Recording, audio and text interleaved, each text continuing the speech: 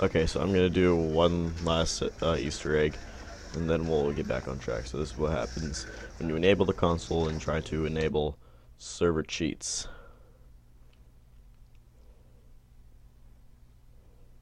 It takes you to another map.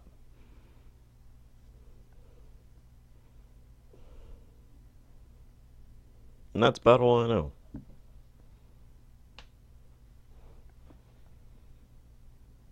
Stanley, this is me being serious. In fact, this is my serious room. It's where I come to be serious. That table is the most serious table I could find. I looked at many, many tables, hundreds of tables. It's possible I looked at over 1,000 tables. I honestly don't know. The specific number isn't as important as the understanding that of all tables I looked at, this one is the most serious. I relate this story to impress upon you the extent to which this is the most serious room I have, which is why I've brought you here. You just tried to activate server cheats, which of course runs the risk of breaking the entire game. You've got no respect for the strict order of scripted narrative events, and I just can't have that. It's time to get serious, Stanley.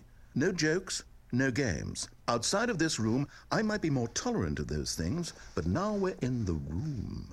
Which is why I'm subjecting you to the most serious punishment I can think of. 100 billion trillion years standing here in the serious room. Perhaps after that, we can talk about the severity of your actions and whether you've learned anything. But until then, serious room, go. And so,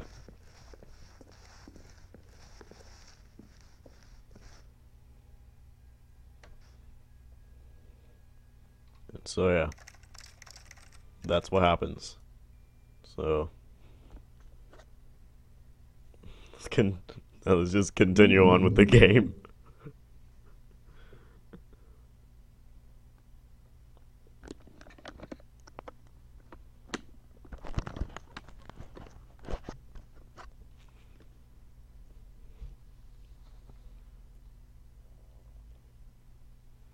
End is never the end, is never the end, is loading.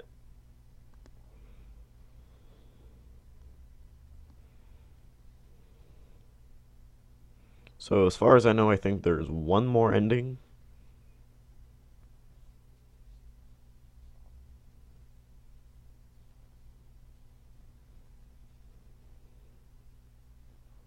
One more ending.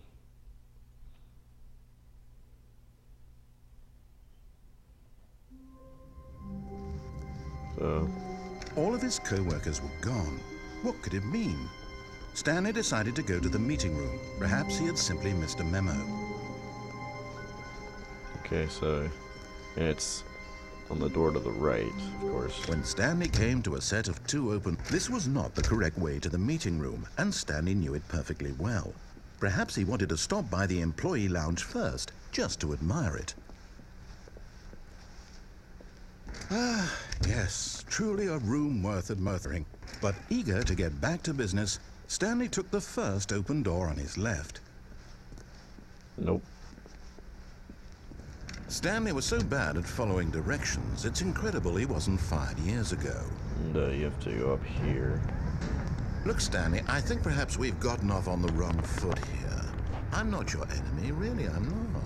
I realize that investing your trust in someone else can be difficult, but the fact is that the story has been about nothing but you all this time. There's someone you've been neglecting, Stanley. Someone you've forgotten about. Please, stop trying to make every decision by yourself. Now, I'm not asking for me, I'm asking for her. Her? This is it, Stanley. Who's her? Your chance to redeem yourself. To put your work aside. To let her back into your life. She's been waiting. That's her, Stanley. You need to be the one to do this. To reach out to her. If you can truly place your faith in another, then pick up the phone. Oh, no, you can't. Did you just unplug the phone? No, that wasn't supposed to be a choice. How did you do that? You actually chose incorrectly? I didn't even know that was possible. Let me double check. No, it's definitely here, clear as day. Stanley picks up the phone. He's taken to his apartment where he finds his wife, and the two pledge themselves to one another. Music comes in, fade to white, roll credits. Not picking up the phone is actually somehow an incorrect course of action. How is that even possible? None of these decisions were supposed to mean anything. I don't understand. How on earth are you making meaningful choices? What did you... Wait a second. Did I just see... No, that's not possible. I can't believe it. How had I not noticed it sooner? You're not Stanley. You're a real person. I can't believe I was so mistaken. This is why you've been able to make correct and incorrect choices. And to think I've been letting you run around in this game for so long. If you'd made any more wrong choices, you might have negated it entirely. It's as though you completely ignored even the most basic safety protocol for real-world decision-making. Or did you not grasp the severity of the situation? Well, I won't have that kind of risk on my watch. I'm going to stop the game for a moment so we can educate you properly on safe decision-making in the real world. Please observe this helpful instructional video. Choice. It's the best part of being a real person. But if used incorrectly, can also be the most dangerous. For example, in this scenario, a hypothetical real person named Stephen has a choice. He could spend years helping improve the quality of life for citizens of impoverished third world nations. Or he could systematically set fire to every orphan living in a 30-kilometer radius of his house. Which choice would you make? Remember that unlike here, the real world makes sense, and at no time should you make a choice that does not conform to rational logic. If you find yourself speaking with a person who does not make sense, in all likelihood, that person is not real. Allow the person to finish their thought, then provide an excuse why you cannot continue talking. Turn to a partner and practice saying, "My goodness, is it 4:30? I'm supposed to be having a back, sack, and crack."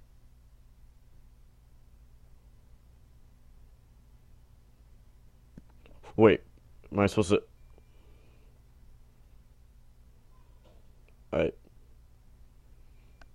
What did he say?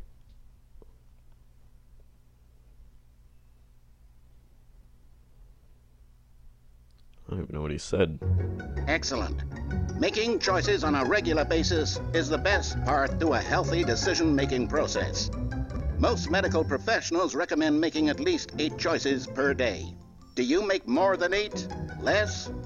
And finally, if you begin to wonder if your choices are actually meaningful and whether you'll ever make a significant contribution to the world, just remember that in the vast infiniteness of space, your thoughts and problems are materially insignificant, and the feeling should subside.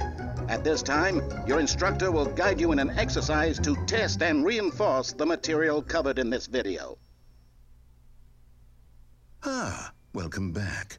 You may have noticed that this room has begun to deteriorate as a result of narrative contradiction. But not to worry. Now that you're properly informed on good decision-making, we're going to revisit a choice you made just a few minutes ago and see what the correct thing to do would have been. This way, please. Oh.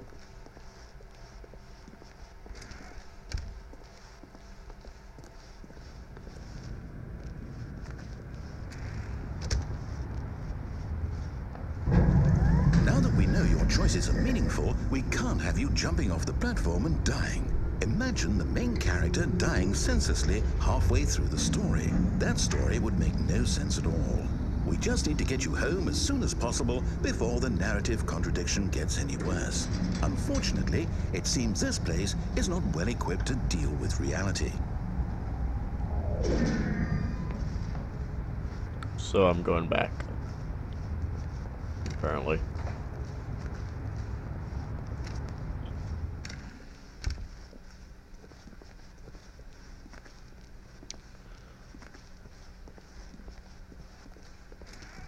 Almost there.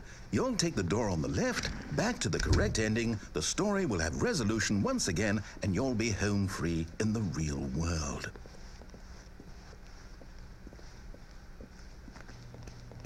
Now remember, all you need to do is behave exactly as Stanley would. That means choosing responsibly and always putting the story first. I'm quite sure you'll be up to the task. Just follow my lead and you'll be fine. All right. When Stanley came to a set of 2 open doors, he entered the door on his left. What happens when I go to the right? No! Why did you do that? Quickly, hurry back in the other direction. Perhaps we're not too late. Oh, okay. Nothing happens.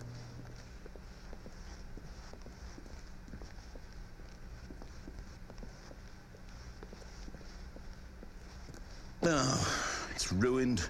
I can't believe, after everything we talked about, that my story, you've destroyed my work. Why? For what? What did you get out of that? What did you think was so special about seeing the game undone, left here like so much garbage? It's worthless now. And what am I supposed to do? Even if there were a way to continue, would it be worth it? To know that my story is now incorrect? How can I go back to that? I can't erase that knowledge. I'll have to live with it forever, reliving its impossibility forever. I couldn't live that way. Is it better to shut the game down entirely? To willingly destroy all of my work? I don't know. What's the answer? What do I do? What do I do? What do I... No, I have to. I have to shut the game down. I have to. I have to.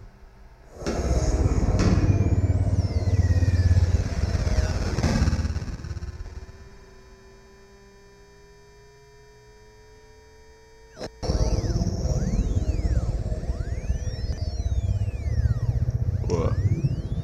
Where am I? Oh, I'm here. I'm still here. Here in this pile of rubbish. With you. You, who thought you were so clever. Now look where we are. My entire game is destroyed. It was the only thing in the world that was mine, and you've run it into the ground. What, did you think that would be funny? You just had to see? Didn't I impress upon you how important it was to be like Stanley? He actually knows how to do what I tell him to. He understands that if I say to do something, there's a damn good reason for it. That thought hadn't even occurred to you, had it? That there's a world outside of you? You're a child. Oh, my story. If you'd just gone through the door on the left, you would have seen it. There was a whole underground facility. You would have destroyed it and been victorious. It would have been so perfect. I worked so hard on it. I tried so hard. Behave exactly as Stanley would. That means choosing responsibly and always putting the story first. I'm quite sure you'll be up to the task. Just follow my lead and you'll be fine. All right. When Stanley came to a set of 2 open doors, he entered the door on his left.